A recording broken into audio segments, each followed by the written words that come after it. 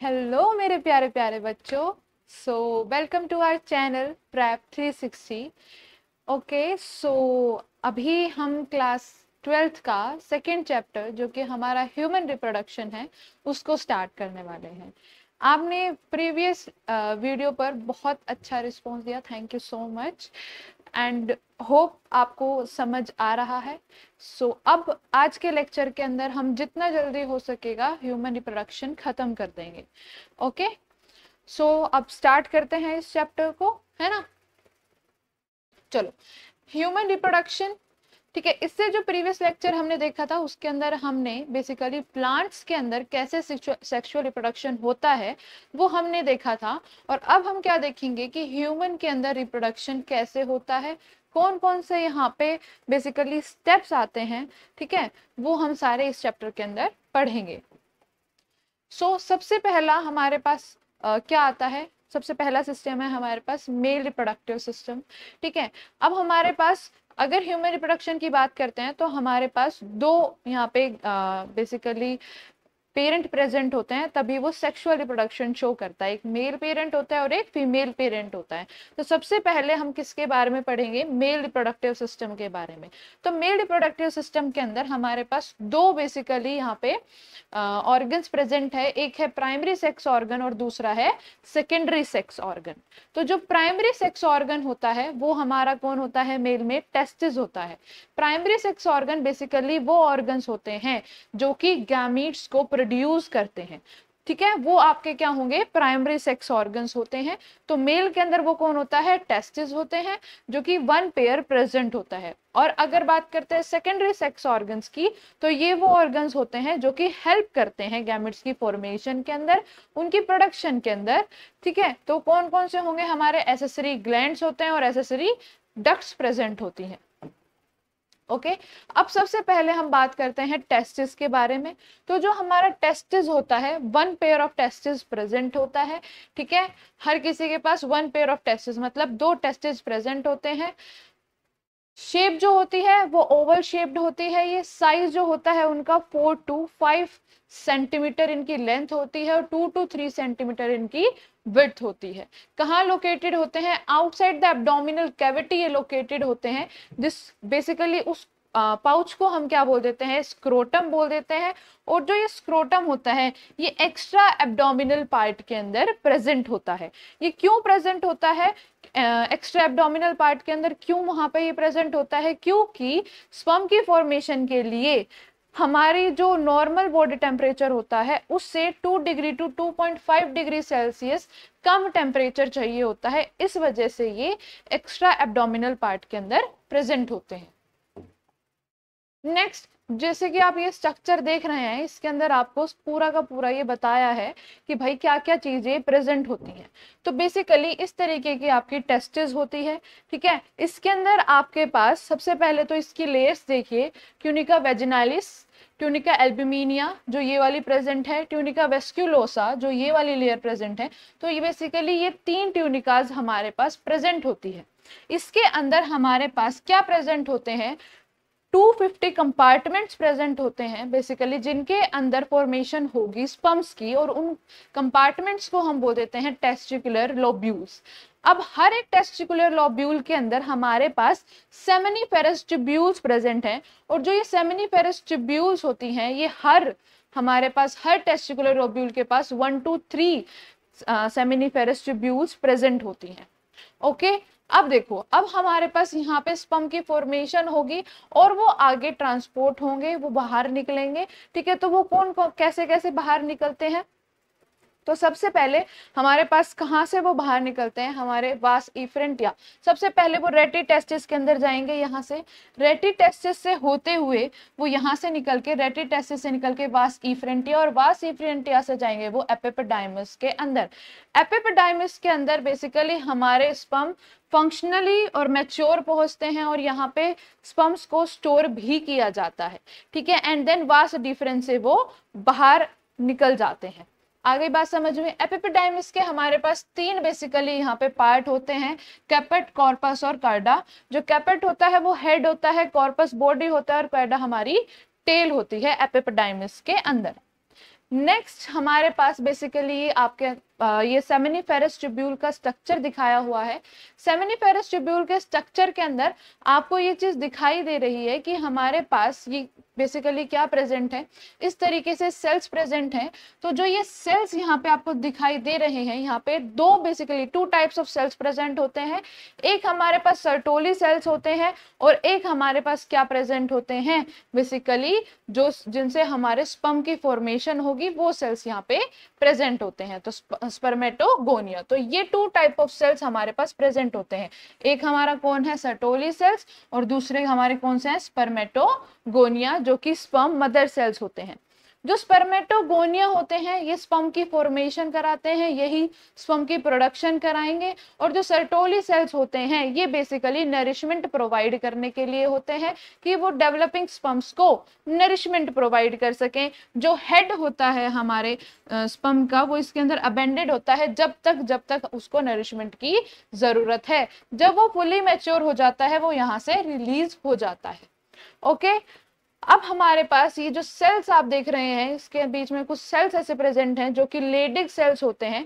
ये सिक्रीट करते हैं Leydig cells androgen and testosterone, जिसको आप बोलते हैं, जो कि मेल हार्मोन होता है, which is responsible for the production of sperm and also for the basically जो भी कैरेक्टरिस्टिक्स आते हैं प्यूबर्टी की एज पे वो रिस्पॉन्सिबल होता है उन सब कैरेक्टर्स के लिए। हमारे पास यहाँ पे इंटरस्टिशियल स्पेस भी प्रेजेंट है। ओके, नेक्स्ट आपके पास कौन कौन से ग्लैंड्स, अभी तक हमने देखा टेस्टिस के बारे में, अब हमारे पास आता है कि हमारे पास मेल एसेसरी ग्लैंड्स कौन कौन से प्रेजेंट हैं। तो मेल एसेसरी ग्लैंड्स के अंदर हमारे पास तीन बेसिकली ग्लैंड्स प्रेजेंट होते हैं। सबसे पहला होता है seminal vesicle, prostate gland and bulbourethral gland. जो हमारे पास सेमिनल वेसिकल होता है ये वन पेयर प्रेजेंट है, मतलब दो हमारे पास सेमिनल वेसिकल्स प्रेजेंट है और वन पेयर ही हमारे पास बल्बोयूथरल ग्लैंड प्रेजेंट होते हैं। लेकिन जो प्रोस्टेट ग्लैंड होता है वो सिर्फ और सिर्फ एक ही प्रेजेंट होगा। ओके, जो सेमिनल वेसिकल्स होते हैं ये सिक्रीट करते हैं 60 to 70% part of the semen. Semen का 60 to 70% पार्ट हमारा सेमिनल वेसिकल बनवाता है और ये क्या सिक्रीशन का मतलब इसका जो सिक्रीशन होता है उसके पास फ्रक्टोज प्रेजेंट होता है। ओके, ये क्वेश्चन पूछा जाता है।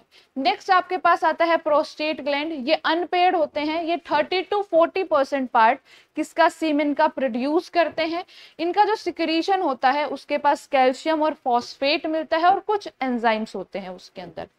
ओके, नेक्स्ट आपके पास आता है बल्बोयूथरल ग्लैंड, बेसिकली ये वन पेयर प्रेजेंट है, मतलब दो ग्लैंड्स प्रेजेंट हैं। इनका जो सिक्रीशन होता है वो न्यूट्रलाइज कर देता है एसिडिटी ऑफ द यूरेथ्रा। ठीक है, इनके जो सिक्रीशन होता है वो लुब्रिकेशन में भी हेल्प करता है। आ गई बात समझ में। अगर मैं सीमेन की बात करती हूँ तो सीमेन क्या होगा, जो भी सेमिनल प्लाज्मा होगा, जो बेसिकली सेमिनल वेसिकल सिक्रीट करेगा प्लस स्पर्म्स, उन दोनों को मिला के उन दोनों का कॉम्पोजिशन ही हमारा सीमेन कहलाता है। अब नेक्स्ट बात करते हैं हम पेनिस की। इसकी अगर हम बात करें तो ये हमारा एक्सटर्नल जेनिटिलिया होता है मेल का। इसके अंदर इस तरीके का इसका बेसिकली स्ट्रक्चर होता है। ठीक है, हमारे पास यहाँ पे क्या प्रेजेंट है, यूरेथ्रल मिएटस, और यूरेथ्रल मिएटस से ही बेसिकली इजेक्यूलेशन यहाँ से होता है। और यहाँ पे जो ये स्किन दिख रही है एक्स्ट्रा स्किन, इसको हम ग्लैंस पेनिस बोल देते हैं। ठीक है, नेक्स्ट हम बात करते हैं फीमेल रिप्रोडक्टिव सिस्टम की। अगर फीमेल रिप्रोडक्टिव सिस्टम की हम बात करते हैं तो इसके अंदर भी हमारे पास primary sex organ and secondary sex organ present होते हैं। तो जो प्राइमरी सेक्स ऑर्गन होंगे वो गैमीट प्रोड्यूस करेंगे, दैट इज एग प्रोड्यूस करेंगे, और जो सेकेंडरी सेक्स ऑर्गन्स होंगे वो वही कैरेक्टरिस्टिक्स प्रोवाइड करेंगे और जो हेल्प करते हैं। ठीक है, नेक्स्ट अब जो प्राइमरी सेक्स ऑर्गन होता है फीमेल्स के अंदर वो कौन होता है, ओवरी। ओवरी बेसिकली क्या प्रोड्यूस करता है, एग, या फिर हम बोल सकते हैं ओवम प्रोड्यूस करता है। ओके, नेक्स्ट हमारे पास आता है सेकेंडरी सेक्स ऑर्गन, जिसके अंदर हम एसेसरी डक्ट्स के बारे में और एक्सटर्नल जेनिटिलिया के बारे में पढ़ेंगे। ओवरी जो होता है वन पेयर प्रेजेंट होता है, मतलब दो ओवरीज प्रेजेंट होती है, एक लेफ्ट में और एक राइट में। साइज कैसा होता है, 2 to 4 सेंटीमीटर इनकी लेंथ होती है, लॉन्ग होते हैं इतने। ओवरी जो होता है वो प्राइमरी सेक्स ऑर्गन होता है, present at the lower part of abdominal cavity. Abdominal cavity के लोअर पार्ट के अंदर हमारा बेसिकली ओवरी मिलता है। ये प्रोड्यूस करता है ओवा और सिक्रीट करता है क्या, सेक्स हार्मोन्स सिक्रीट करता है। ठीक है, ये कनेक्टेड होती है पेल्विक वॉल के साथ एंड यूट्रस के साथ बाय द लिगामेंट्स। लिगामेंट्स की हेल्प से ये क्या होती है, कनेक्टेड होती है। ठीक है, तो ये बेसिकली आपको ओवरी का स्ट्रक्चर दिखाया हुआ है। इस तरीके का ओवरी का स्ट्रक्चर होता है। ये डेवलपिंग फॉलिकल्स है। ठीक है, हमारे पास ओवरी का जो ये पूरा पार्ट होता है इसको अंदर हम बोल देते हैं स्ट्रोमा। और स्ट्रोमा के बेसिकली हमारे दो फिर आगे डिवीजन हो जाते हैं, एक होता है कॉर्टेक्स और एक होता है मेड्यूला। अब आता है फीमेल एसेसरी डक्ट्स। तो फीमेल एसेसरी डक्ट्स के अंदर आप देखते हैं fallopian tube, uterus and vagina, इन तीन के बारे में आप पढ़ते हैं। तो जो फेलोपियन ट्यूब होती है ये 10 to 12 सेंटीमीटर लॉन्ग होती है और ये एक्सटेंड करती है from the periphery of each ovary. Ovary से यूट्रस तक हमारी फेलोपियन ट्यूब प्रेजेंट होती है और इसके तीन पार्ट में बेसिकली ये डिवाइडेड होती है। एक होता है इनफंडिबुलम, देन आपका एम्प्यूला एंड देन इस्थमिस। जो इनफंडिबुलम होता है इसके पास fimbriae, finger like projection present है, जो कि बेसिकली जब ओवरी एग सिक्रीट करेगी वो वहां से फिम्ब्रे उसको कैच करेगा एंड देन इनफंडिबुलम से होते वो कहा जाएगा एम्प्यूला के अंदर। एम्प्यूला को बेसिकली साइट ऑफ फर्टिलाइजेशन बोला जाता है एंड देन इस्थमिस, इस्थमिस जो होगा वो यूट्रस के साथ कनेक्टेड होता है। अब आपके बात आते हैं भाई यूट्रस। यूट्रस जो होता है वो बेसिकली इसको हम वोम्ब भी बोल देते हैं। ठीक है, यूट्रस का शेप कैसा होगा, इन्वर्टेड पियर लाइक स्ट्रक्चर होता है। जो वॉल होती है यूट्रस की उसके पास तीन लेयर होती हैं, पेरीमीट्रियम, मायोमीट्रियम एंड एंडोमीट्रियम। जो हमारे पेरीमीट्रियम होती है ये आउटर लेयर होगी, जो हमारी मायोमीट्रियम होती है ये मिडल लेयर और थिक लेयर होती है, और एंडोमीट्रियम हमारी लास्ट लेयर होती है। जो हमारी मायोमीट्रियम होती है ये at the child birth basically इसके अंदर चेंज आते हैं पार्चुरेशन के टाइम पे, और जो एंडोमीट्रियम होता है इसके अंदर हर महीने चेंज आता है, ये शेड होती है हर महीने और हर महीने नई बनती है। अब नेक्स्ट आता है आपके पास वेजाइना। जो वेजाइना होता है बेसिकली ये हमारा मस्कुलर स्ट्रक्चर होता है और नॉन ग्लैंडुलर स्ट्रक्चर होता है। अब इस तरीके का आपके पास ये स्ट्रक्चर होता है, ये एक साइड ही बेसिकली दिखाया हुआ है। ये हमारे पास ओवरी प्रेजेंट है और ये क्या सिक्रीट कर रही है, एग सिक्रीट कर रही है। ये हमारे पास जो प्रेजेंट है यहाँ पे हमारे पास जो ये रीजन प्रेजेंट है ये बेसिकली क्या है, हमारा इनफेंडिबुलम जो कि ओवरी के साथ है, और यहाँ पे ये प्रेजेंट है जो ये क्या है हमारा फिम्ब्रे प्रेजेंट है। जो आपको ये वाला पोर्शन दिख रहा है ये आपका कौन सा पोर्शन है, फिम्ब्रे प्रेजेंट है, और जो फिम्ब्रे है वो बेसिकली ओवम को कैच करने के लिए प्रेजेंट है।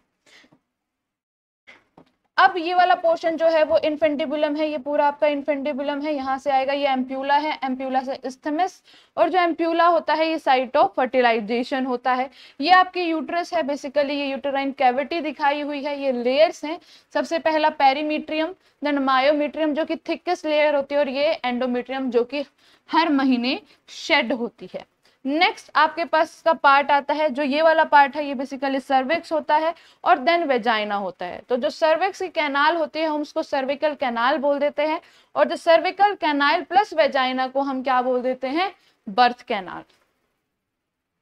अब जो ये हमारी ओवरी है, बेसिकली इसने यहाँ से सिक्रीशन करा, तो जो ये हमारी ओवरी है ये क्या किसके साथ अटैच्ड है, यहाँ पे ओवेरियन लिगामेंट्स के साथ अटैच्ड है। इसने यहाँ पे ये क्या सिक्रीट किया, एग को सिक्रीट किया। अब नेक्स्ट हमारे पास आता है बेसिकली ये स्ट्रक्चर जिसके बारे में हम पढ़ेंगे, जो कि फीमेल एक्सटर्नल जेनिटिलिया होता है।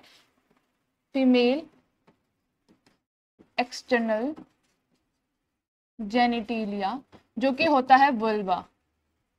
ठीक है। और जो ये वुल्वा होता है ये एब्डोमेन के अंदर आपके पास प्रेजेंट है। इसके पास आपके अलग अलग इसके भी पार्ट्स प्रेजेंट है। सबसे पहला आता है मोनस प्यूबिस, जो कि एक फैटी स्ट्रक्चर होता है, ठीक है, उसके ऊपर हेयर्स प्रेजेंट होते हैं।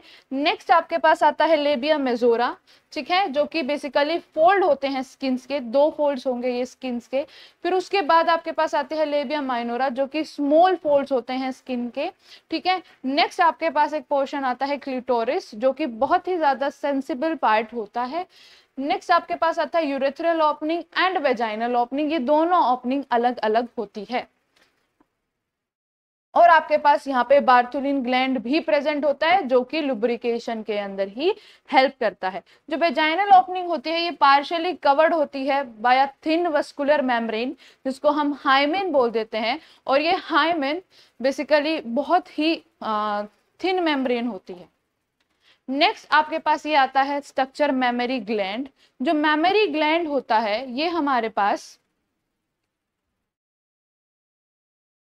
जो हमारा मेमोरी ग्लैंड प्रेजेंट होता है इसके पास फैट डिपोजिशन होता है। ओके, इसके अंदर हमारे पास क्या क्या चीजें प्रेजेंट है, हमारे पास बेसिकली अगर मैं बात करूं, इसके पास मेमोरी लोब्स प्रेजेंट होते हैं, 15 to 20 मेमोरी लोब्स प्रेजेंट हैं, जो कि आगे जाके मेमोरी एल्वियोलाई के अंदर मिलते हैं। एंड देन वहां पे mammary duct and then mammary ampulla and lactiferous duct. तो ये इसी सीरीज के अंदर यहाँ से मिल्क आगे बढ़ता है एंड देन निपल के थ्रू जो बेबी होता है वो मिल्क को सकाउट कर सकता है। तो इसी सीरीज के अंदर आपको याद करना है कि ये यहाँ से चलेगा और इस तरीके से जो मिल्क है वो बाहर होगा। नेक्स्ट आपके पास प्रोसेस आता है गैमेटोजेनेसिस। अभी हमने देखा कि कहाँ पे फॉर्मेशन होगा गैमेट्स का, अब हम देखेंगे कि फॉर्मेशन कैसे होगा। तो सबसे पहला आता है आपका स्पर्मेटोजेनेसिस, मतलब formation of sperms. Formation of sperms कहाँ पे होती है, सेमिनिफेरस ट्यूब्यूल, बताया था। सेमिनिफेरस ट्यूब्यूल के पास 2 तरीके के सेल्स होते हैं, सर्टोली सेल्स एंड स्पर्मेटोगोनिया। जो स्पर्मेटोगोनिया होते हैं ये किसके अंदर हेल्प करते हैं, स्पर्म के फॉर्मेशन के अंदर। यही इन्हीं से ही स्पर्म की फॉर्मेशन होती है, ठीक है। Basically at the puberty stage sperm की फॉर्मेशन स्टार्ट हो जाती है और वो थ्रू आउट द लाइफ रहती है, even at the old age. अगर मैं बात करती हूँ oogenesis की, तो oogenesis क्या होगा, फॉर्मेशन ऑफ ओवा या फिर एग, जो कि बेसिकली हमारा ओवरी के अंदर होता है और ये एम्ब्रियोनिक स्टेज पे ही स्टार्ट हो जाता है। और कब स्टॉप हो जाता है, अराउंड 50 ईयर्स। जब एक फीमेल की एज 50 ईयर्स हो जाती है उस टाइम तक बेसिकली फॉर्मेशन होती है, उसके बाद नहीं होती। अगर मैं बात करती हूँ स्पर्मेटोजेनेसिस प्रोसेस के बारे में, तो बेसिकली ये प्रोसेस होगा, 3 फेज होते हैं, multiplication phase, growth phase, maturation phase. जो मल्टीप्लिकेशन फेज होता है इस फेज के अंदर क्या होगा, जो आपका स्पर्मेटोगोनिया है वो bye the process of mitosis क्या करेगा, अपने नंबर बढ़ाएगा, सिर्फ मल्टीप्लाई करेगा, ठीक है, बहुत सारे स्पर्मेटोगोनिया बनाएगा। देन आपके पास आता है ग्रोथ फेज, क्या करेगा, अब वो प्राइमरी स्पर्मेटोसाइट्स, स्पर्मेटोगोनिया से प्राइमरी स्पर्मेटोसाइट्स बने, उन्होंने ग्रोथ करा। देन आता है मैच्योरेशन फेज, अब आएगा मियोसिस 1 जिसपे सेकेंडरी स्पर्मेटोसाइट्स बनेंगे एंड मियोसिस सेकेंड के अंदर ये क्या करेंगे, डिवाइड हो जाते हैं। कैसे, अब 2n से एन की, मतलब डिप्लॉइड से हैप्लॉइड ये बन जाएंगे, ठीक है। और इस प्रोसेस अब ये क्या जो होंगे बेसिकली डिफरेंशिएट होके ये क्या बना देंगे, स्पर्म की फॉर्मेशन कर देंगे और स्पर्म को हम स्पर्मेटोजोआ भी बोल देते हैं, ठीक है। तो जो ये पूरा प्रोसेस है स्पर्मेटोगोनिया से स्पर्मेटिड की बनने का, इसको हम क्या बोल देते हैं, स्पर्मेटोसाइटोजेनेसिस। और अगर स्पर्मेटिड से स्पर्म की फॉर्मेशन बोले तो स्पर्मियोजेनेसिस, और पूरे प्रोसेस को हम क्या बोल देते हैं, स्पर्मेटोजेनेसिस। तो याद रखना इन तीनों टर्म के अंदर क्या क्या डिफरेंस है। स्पर्मेटोजेनेसिस पूरा प्रोसेस, स्पर्मेटोसाइटोजेनेसिस होता है कि स्पर्मेटोगोनिया से स्पर्मेटिड, और अगर बात करते हैं स्पर्मेटिड से स्पर्म बनना मैच्योर होके तो उसको स्पर्मियोजेनेसिस बोल देते हैं। और जब हमारे पास स्पर्म सर्टोली सेल्स को छोड़ के निकलते हैं, ठीक है, तो उसको हम क्या बोल देते हैं, स्पर्मिएशन। क्या बोलते हैं, स्पर्मिएशन। अब स्ट्रक्चर क्या होता है स्पर्म का, तो बेसिकली ये आपको स्ट्रक्चर दिखाया हुआ है। हमारे पास क्या प्रेजेंट है, सबसे पहले इसके हेड पे यहाँ पे हमारे पास 4 पार्ट प्रेजेंट होते हैं, हेड, नेक, मिडल पीस और टेल। जो हेड होता है उसके पास न्यूक्लियस प्रेजेंट है और उसके ऊपर हमारे पास एक्रोसोम प्रेजेंट होता है, जो कि हमारे पास एंजाइम्स कंटेन करके रखता है, स्पर्मलाइसिन एंजाइम्स, जो कि डिसॉल्व करते हैं एग की मेम्ब्रेन को ड्यूरिंग द फर्टिलाइजेशन। ओके, हमारे पास न्यूक्लियस जो कि हमारे पास सारा का सारा जेनेटिक मटेरियल अपने पास रखता है, ठीक है। और हमारे पास क्या प्रेजेंट है, यहाँ पे दो तरीके के सेंट्रियोल प्रेजेंट है नेक रीजन के अंदर, proximal centriole and distal centriole. जो डिस्टल सेंट्रियोल होते हैं ये एक्सियल फिलामेंट की फॉर्मेशन करते हैं, और जो प्रॉक्सिमल सेंट्रियोल होते हैं बेसिकली ये क्लीवेज डिवीजन स्टार्ट करते हैं इन द फर्टिलाइज्ड एग। अब उसके बाद हम आते हैं किसके पास, नेक्स्ट पार्ट जो था हमारा मिडल पीस। और मिडल पीस के अंदर क्या होता है, मिडल पीस के अंदर हमारे माइटोकॉन्ड्रियाज प्रेजेंट हैं, जो कि बेसिकली पावर हाउस बोले जाते हैं। ये एनर्जी प्रोवाइड करते हैं for the movement of sperm. Next आपके पास आता है टेल, जो कि रिस्पॉन्सिबल होती है मूवमेंट के लिए। ओके, तो ये स्ट्रक्चर था आपके स्पर्म का। नेक्स्ट आपके पास आता है oogenesis, मतलब फॉर्मेशन ऑफ एग या फिर ओवम। वो किस तरीके से होगा, इसके भी हमारे पास फेजेस हैं।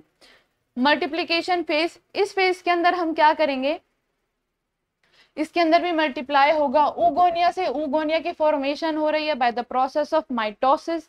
देन हमारे पास ग्रोथ फेस होगा और इसके अंदर हम क्या करेंगे, हमारे ऊगोनिया से प्राइमरी oocyte बनता है, ठीक है। प्राइमरी oocyte बनने के बाद हम, और जो ये वाला स्टेज होगा प्राइमरी oocyte बनने के बाद, ये हमारे पास प्रोफेज 1 के अंदर अरेस्ट हो जाता है। ये जहां तक प्राइमरी oocyte की फॉर्मेशन होगी, ये वाला जो प्रोसेस होगा ये फीटल लाइफ के अंदर ही हो जाता है, ठीक है। जब एक गर्ल चाइल्ड फीटल लाइफ के अंदर होती है उसी टाइम पे इतना प्रोसेस हो जाता है और वो प्रोफेज 1 के अंदर अरेस्ट हो जाएगा। उसके बाद बर्थ होगा, बर्थ के बाद वो नॉर्मल है, but at the stage of puberty again ये वापस से साइकिल स्टार्ट होगा और वहां पे मियोसिस 1 होगा और सेकेंडरी oocyte बेसिकली यहाँ पे फॉर्म होगा और फर्स्ट पोलर बॉडी बनेगी, ठीक है। अब उसके बाद ये अरेस्ट हो जाएगा मेटाफेज सेकंड के अंदर टिल फर्टिलाइजेशन। जब तक फर्टिलाइजेशन नहीं होती तब तक ये मेटाफेज सेकंड के अंदर ही अरेस्ट रहता है और जो हमारे पास फर्स्ट पोलर बॉडी है वो डिजेनरेट हो जाती है। और जब कोई भी स्पर्म आके फर्टिलाइजेशन करता है तब ये हमारा नेक्स्ट स्टेज शो करेगा और सेकंड पोलर बॉडी बनाता है। ओके, अब हमारे पास आता है ovulation. Basically secondary oocyte reach to the fallopian tube. जो फैलोपियन ट्यूब तक पहुंचेगा वो हमारा सेकेंडरी oocyte होता है, नॉट हमारा प्रॉपरली एग नहीं होता। वो एग वो कभी बनता है जब उसको फर्टिलाइज करने के लिए स्पर्म आ जाता है, जब वो उसको फर्टिलाइज करने लगता है तब वो अपनी सेकेंड पोलर बॉडी को वहां से डिवाइड करता है, ठीक है। चलो, अब ओव्यूलेशन के अंदर इफ फर्टिलाइजेशन विल नॉट, अब दो हमारे पास केसेस हैं। अगर वो फैलोपियन ट्यूब के अंदर हमारा सेकेंडरी oocyte आ चुका है तो हमारे पास दो केसेस होते हैं, या तो क्या होगा फर्टिलाइजेशन होगी या नहीं होगी। अगर फर्टिलाइजेशन नहीं होती है तो सेकेंडरी oocyte डिजनरेट हो जाता है और जब मेंस्ट्रुएशन का फ्लो होता है उसी के साथ बाहर निकल जाता है, ब्रेस्ट होके डैमेज होके बाहर निकल जाता है, डिजेनरेट होके। लेकिन अगर फर्टिलाइजेशन हो जाती है, अगर स्पर्म की एंट्री हो जाती है तो मियोसिस सेकंड वापस से रिज्यूम हो जाता है और दो बेसिकली वहां पे फिर डिवीजन होगा। एक हमारे पास सेकंड पोलर बॉडी बनती है और एक हमारे पास ओवम बनता है। जो सेकंड पोलर बॉडी होती है वो डिजेनरेट हो जाती है। अब ये बेसिकली आपके पास आता है डेवलपमेंट ऑफ फॉलिकल्स ओवरी। अब किस तरीके से डेवलपमेंट होती है फॉलिकल्स की, सबसे पहले आपको दिख रहा है ऊगोनिया, देन आपके पास प्राइमरी oocyte बनते हैं जो कि 2n स्ट्रक्चर होता है, देन इसके ऊपर फॉलिकल्स की सेल बनेगी, फॉलिकुलर सेल लेयर, ठीक है। उसके बाद आपके पास सेकेंडरी फॉलिकल्स की लेयर बनेगी, यहाँ पे अनडिफरेंशिएटेड थीका की लेयर होती है। अब ये जो सेकेंडरी फॉलिकल्स बन रहे हैं ये multi layered granulosa cell layers बन जाती हैं। देन उसके बाद आपके पास सेकेंडरी फॉलिकल बनती है, देन उसके पास आपके पास ग्राफिकन फॉलिकल की एक प्रॉपर ये स्ट्रक्चर बन जाता है। अब जो ये डिफरेंशिएटेड थीका लेयर है इसके पास दो बेसिकली लेयर होती हैं, theca externa and theca interna, ठीक है। बेसिकली ये एस्ट्रोजन का सिक्रीशन करवाती हैं और जो यहाँ पे आप ये कैविटी देख रहे हो ये कौन सी कैविटी होती है, एंट्रम कैविटी होती है। और ये जस्ट जो हमारा बेसिकली जो यहाँ पे ओवम बन रहा है, इसके बाहर की जो लेयर है उसको हम जोना पेल्यूसिडा बोलते हैं, और फिर उसके बाहर हमारे पास कोरोना रेडिएटा प्रेजेंट होती है। तो याद रखना, और जो जोना पेल्यूसिडा होती है वो ग्लाइकोप्रोटीन की बनी हुई होती है। अब ये आपको बताया हुआ है मेंस्ट्रुअल साइकिल के बारे में कि ये किस तरीके से एक्ट करता है। आपके पास बेसिकली हार्मोनल लेवल और ओवेरियन साइकिल किस तरीके से चल रहा है वो बताया गया है। तो आपके पास फोलिकुलर फेज, मतलब अभी जो प्रोसेस दिखाया, फोलिकल्स की फॉर्मेशन हो रही है, और ल्यूटल फेज कि भाई आपका ओवम बाहर निकल गया है, वो रिलीज हो गया है। अब उसके बाद जो ओवम के अलावा जो भी बचा है, क्योंकि ओवम तो जो सेकेंडरी ओसाइट है हमारी, वो मूव कर जाएगी फेलोपियन ट्यूब तक। फिर जो हमारे पास जो बचा हुआ फोलिकल्स का मटेरियल है उसको हम कॉर्पस लूटियम बोलते हैं। उसका क्या रहता है, वो कैसे डिजेनरेट करती है। तो बेसिकली जो आपका एफएसएच है वो नॉर्मली चलता है, और जब उसको इम्प्लांटेशन के लिए बेसिकली आपकी जो एंडोमेट्रियम है उसको क्या करना है, प्रॉपर्ली मेंटेन करना है, तो वो इस टाइम पे अपना लेवल बढ़ा देती है। ठीक है, उसके बाद आते हैं अपन किसके ऊपर, बेसिकली ये एफएसएच का था। देन हमारे पास अगर मैं एलएच पे आऊं तो एट द 14 जब ओव्यूलेशन होता है उस टाइम के ऊपर क्या होता है, एक एलएच सर्ज आता है, मतलब LH at the peak level हो जाता है। ठीक है, उसके बाद हमारे पास आता है एस्ट्रोजन। जो हमारे पास एस्ट्रोजन होता है वो बेसिकली मेंटेन करके चलता है फॉलिकल्स को मेंटेन करेगा, एंड देन वो यहाँ पे भी फॉलिकल्स को मेंटेन करता हुआ चलता है। फिर आपके पास आता है प्रोजेस्टेरॉन, और प्रोजेस्टेरॉन जो होता है वो किस टाइम पे कि भाई अब उसको मेंटेन करना है कुछ टाइम के लिए, तो वो ल्यूटल फेज के अंदर इंक्रीज हो जाता है कि जब तक इम्प्लांटेशन नहीं होती। लेकिन अगर इम्प्लांटेशन नहीं होती तो वो फिर वापस से जैसे ही उसका लेवल कम होगा तो मेंस्ट्रुअल साइकिल्स आते हैं, मेंस्ट्रुएशंस आते हैं। अगर मैं ओवेरियन साइकिल की बात करूं तो इस तरीके से पहले तो फॉलिकल्स बनते चले जाएंगे, देन 14th डे के ऊपर ओवम या फिर सेकेंडरी oocyte हमारा यहाँ से सिक्रीट होगा, और इसकी ये बेसिकली क्या है, कॉर्पस लूटियम, जो कि धीरे धीरे करके डिजेनरेट हो जाता है। अब आता है आपके पास फर्टिलाइजेशन। फर्टिलाइजेशन के अंदर मेल गैमेट और फीमेल गैमेट दोनों फ्यूज करते हैं, दोनों हैप्लॉइड हैं, और ये दोनों क्या करेंगे, फ्यूज करेंगे, और क्या फॉर्मेशन कराएंगे, जाइगोट की फॉर्मेशन कराएंगे। अब जो हमारा जाइगोट है वो क्लीवेज शो करेगा, और 8 to 16 सेल स्टेज जो आएगी क्लीवेज होने के बाद उसको हम बोल देते हैं मोर्यूला, और मोर्यूला को फिर वापस से जब वो क्लीवेज होगी तो वहां पे ब्लास्टुला या फिर ब्लास्टोसिस्ट की स्टेज आती है, जो कि after 7 to 8 days of the fertilisation show होती है। ठीक है, और ये बेसिकली वो स्टेज होगी जो कि इम्प्लांट होगी यूट्रस के अंदर। फिर क्लीवेज होके गैस्ट्रुला बनता है, जिसके पास 3 जर्म लेयर्स प्रेजेंट होंगी, 3 जर्म लेयर फॉर्मेशन, और मॉर्फोजेनेटिक मूवमेंट ये शो करेगा।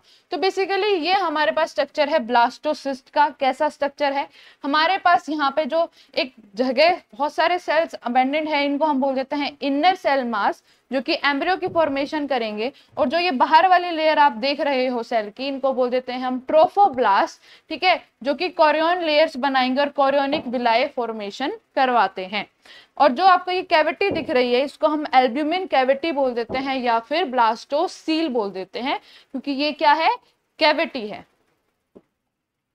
अब नेक्स्ट आता है प्लेसेंटा। प्लेसेंटा क्या होती है, after implantation finger like projection जो बनेगी ट्रोफोब्लास्ट के पास, उसको हम कोरियोनिक विलाय बोल देते हैं। ट्रोफोब्लास्ट ही फॉर्मेशन कराती है कोरियोनिक विलाय की, जो कि सराउंडेड होती है by uterine tissue and maternal blood.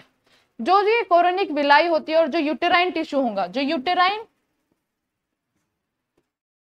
Basically ये जो यूटेराइन टिश्यू होंगे, और जो यहाँ पे हमने अभी जो ब्लास्टोसिस बनाया, इसकी जो हमने अभी ट्रोफोब्लास्ट बनाया, वो दोनों मिलके इंटरडिजिट विद ईच अदर, एंड वो जॉइंटली एक स्ट्रक्चरल फंक्शनल यूनिट बनाते हैं बिटवीन द डेवलपिंग एम्ब्रियो या फिर फीटस एंड मैटरनल बॉडी के बीच में जो वो एक पैसेज बनाएंगे, उसको हम बोल देते हैं प्लेसेंटा। और प्लेसेंटा ही वो चीज है, वो बेसिकली लेयर हम बोल सकते हैं जहां से क्या होगा, खाना बेबी के पास जाएगा, नरिशमेंट बेबी के पास जाएगा, ऑक्सीजन बेबी के पास जाएगी, और वहां से जो भी वेस्ट बनेगा या फिर कार्बन डाइऑक्साइड होगा वो इसी प्लेसेंटा से बाहर आएगा। अब बेसिकली ये आपको स्ट्रक्चर दिखाया हुआ है किस किस तरीके से प्रेजेंट है। तो ये आपके पास क्या है, डेवलपिंग एम्ब्रियो, ये आपके पास यॉर्क सैक प्रेजेंट है, और जो ये आप देख रहे हैं ये आपकी लाइनिंग प्रेजेंट है किसकी, बेसिकली ये जो आप देख रहे हैं ये कैविटी प्रेजेंट है यूट्रस की, ये आपके पास जो आपको पर्पल शेड के अंदर दिख रही है प्लासेंटल विलाय प्रेजेंट है। ओके, और हमारे पास जो ये अम्बिलिकल कॉर्ड आपको दिख रही है विद इट्स वेसल्स, तो ये क्या कर रही है, इसके इन वेसल्स के पास हमारे पास क्या प्रेजेंट है, एक तो हमारे पास प्रेजेंट है क्या अम्बिलिकल वेन, और 2 अम्बिलिकल आर्टरीज यहाँ पे प्रेजेंट होती है। तो ये याद कर लेना कितनी अम्बिलिकल वेन्स प्रेजेंट होती है, 1, और आर्टरीज 2 प्रेजेंट होती है, क्योंकि ये पूछा जाता है। नेक्स्ट आपके पास आता है पार्चुरेशन। क्या होता है parturition, vigorous contraction of the uterus, uterus का vigorous contraction at the end of pregnancy, जो कि बेसिकली डिलीवरी जिसकी वजह से होती है उसको हम बोल देते हैं भाई पार्चुरेशन हो रहा है। The process of delivery, child birth के प्रोसेस को ही हम पार्चुरेशन बोलते हैं। और जो पार्चुरेशन होता है वो कैसे इंड्यूस होगा, by a complex neuro endocrine mechanism, इस मैकेनिज्म की वजह से हमारा पार्चुरेशन इंड्यूस होता है। सिक्रीशन ऑफ प्रोजेस्टेरोन डिक्रीज हो जाता है minimum from the placenta at the time of parturition. अब जो ये सिग्नल होता है पार्चुरेशन का, ये बेसिकली फुल्ली डेवलप्ड फीटस ही सिक्रीट करता है एंड द प्लासेंटा, ये दोनों ही सिक्रीट करते हैं। और जो इंड्यूस करता है माइल्ड यूटेराइन कॉन्ट्रैक्शंस को, कॉन्ट्रैक्शंस होंगी जिसको हम फीटल इजेक्शन रिफ्लेक्स बोल देते हैं। नेक्स्ट आपके पास आता है लैक्टेशन। तो लैक्टेशन क्या होता है, mammary glands of the female undergo differentiation, basically जो मेमोरी ग्लैंड्स होती हैं वो क्या करेंगी, डिफरेंशिएशन शो करेंगी ड्यूरिंग द प्रेगनेंसी और स्टार्ट करेंगी मिल्क का प्रोडक्शन। और जब तक वो प्रेगनेंसी के एंड तक पहुंचती हैं उस टाइम को क्या बोल देते हैं हम, lactation. Towards the end of pregnancy bye the process called lactation. जो मिल्क है वो प्रोड्यूस होगा during the initial few days of the lactation. जो मिल्क शुरू में प्रोड्यूस होता है, ठीक है, आफ्टर द प्रेगनेंसी, उसको हम कोलेस्ट्रम बोल देते हैं। और जो ये कोलेस्ट्रम होता है इसके पास बहुत सारी एंटीबॉडीज होती हैं जो कि हमारे न्यू बॉर्न बेबी के लिए बहुत ज्यादा जरूरी होती है ताकि उसकी इम्यूनिटी स्ट्रॉन्ग हो जाए। तो बेसिकली ये आपका चैप्टर था ह्यूमन रिप्रोडक्शन, बस इतना ही ये चैप्टर था। आई होप आपको समझ आया होगा and thank you for watching this video. Stay happy. Bye bye.